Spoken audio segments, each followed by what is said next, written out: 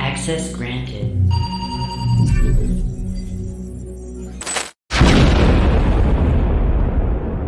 Assalamualaikum warahmatullahi wabarakatuh. Ibu dan Bapak guru hebat, pada kesempatan kali ini, saya akan memaparkan koneksi antar materi, modul 2.3 yaitu, coaching untuk supervisi akademik. Salam bahagia, tergerak, bergerak, menggerakkan. Sebelumnya perkenalkan, Bapak Teguh Supriyadi selaku fasilitator, Ibu Mistia pengajar praktik, dan Ari Cahyo sebagai calon guru penggerak. Berikutnya adalah, tujuan pembelajaran khusus.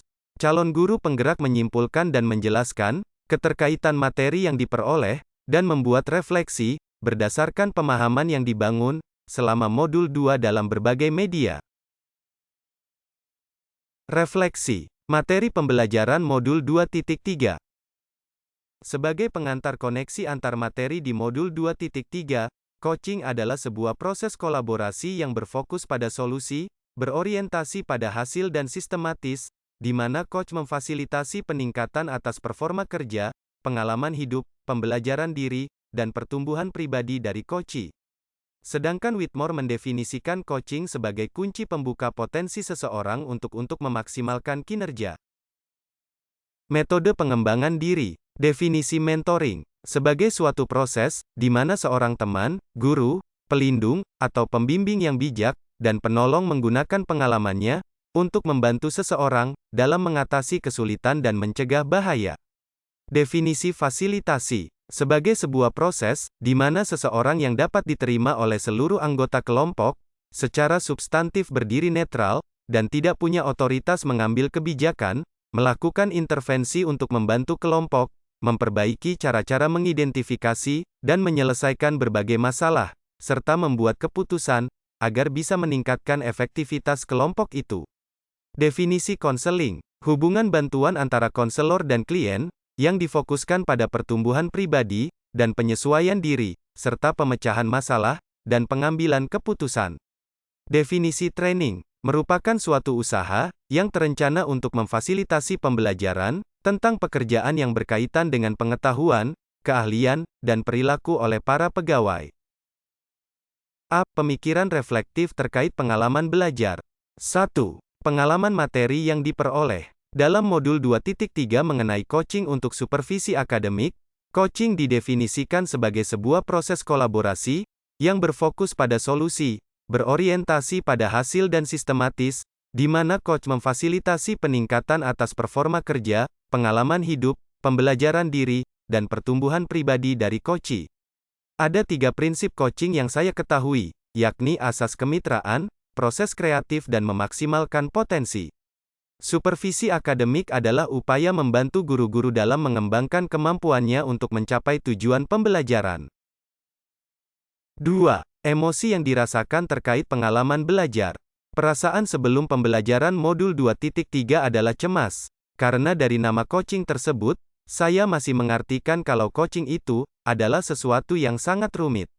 Setelah saya mempelajari modul 2.3, saya mulai tertarik dalam mempelajari dan mengimplementasikan teknik coaching ini.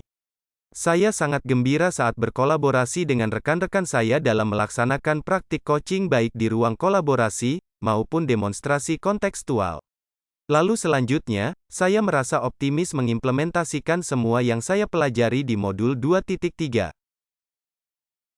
3. Keterlibatan dalam proses belajar. Dalam proses belajar mengajar yang sudah baik, dirasakan dalam melibatkan diri adalah, sudah mampu berkolaborasi dengan rekan sesama CGP, saat mempraktikkan proses coaching baik sebagai coach, coachee dan observer.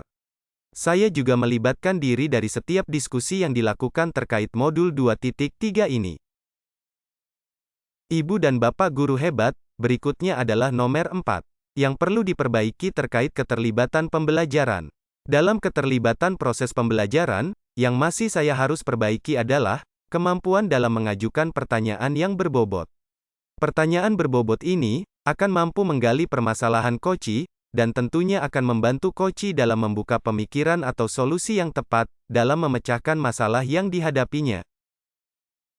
Yang kelima adalah, keterkaitan terhadap kompetensi dan kematangan diri pribadi.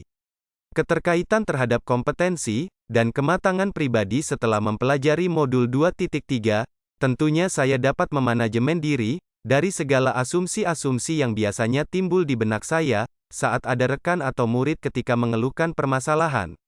Saya juga sudah mulai berlatih coaching, metode Tirta yang beriringan dengan mendengarkan dengan rasa.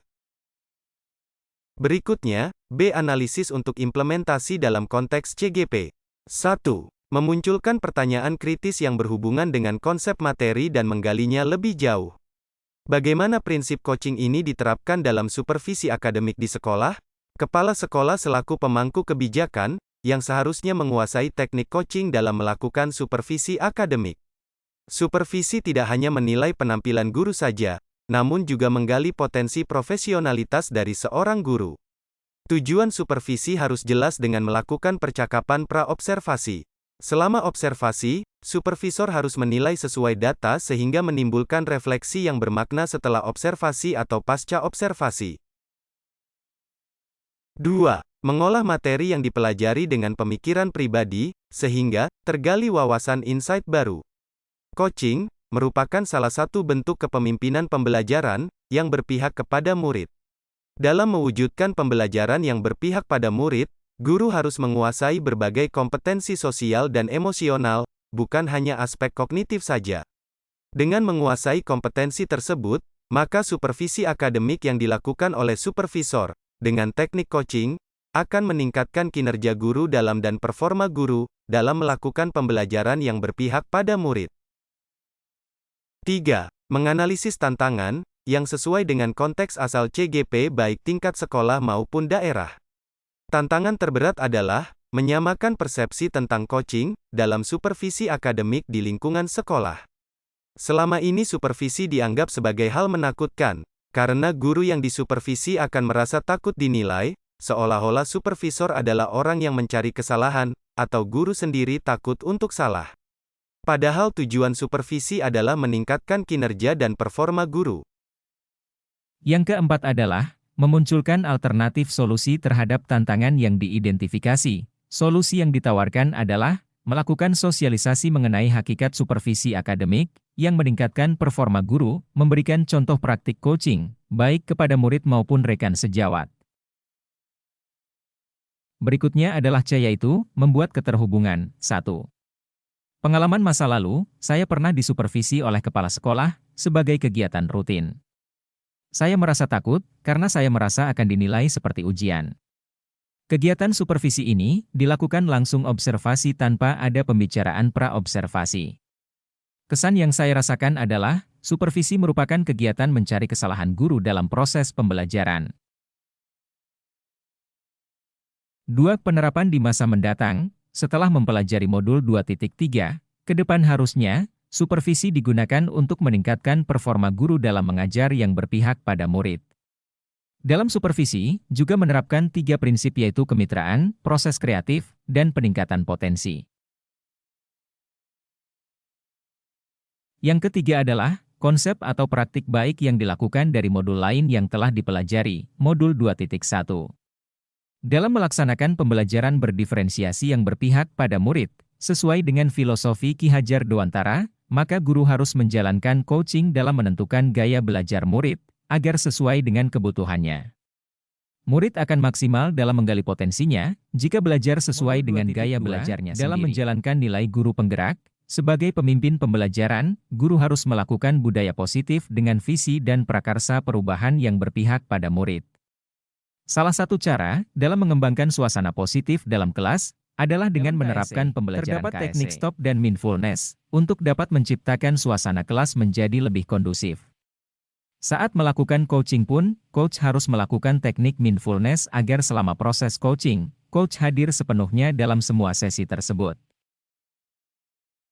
Yang keempat adalah, informasi yang didapat dari orang, atau sumber lain di luar bahan ajar PGP. Dalam mempelajari coaching dalam supervisi akademik, banyak sumber yang bisa saya gunakan di luar modul PGP. Antara lain, 1. Fasilitator, 2. PP terutama saat menjalani pendampingan individu, 3. Instruktur, 4.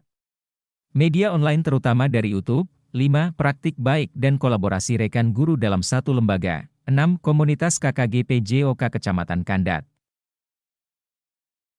Ibu dan Bapak guru hebat, berikutnya adalah, bagaimana peran Anda sebagai seorang coach di sekolah, dan keterkaitannya dengan materi sebelumnya di paket modul 2 yaitu, pembelajaran berdiferensiasi dan pembelajaran sosial dan emosi.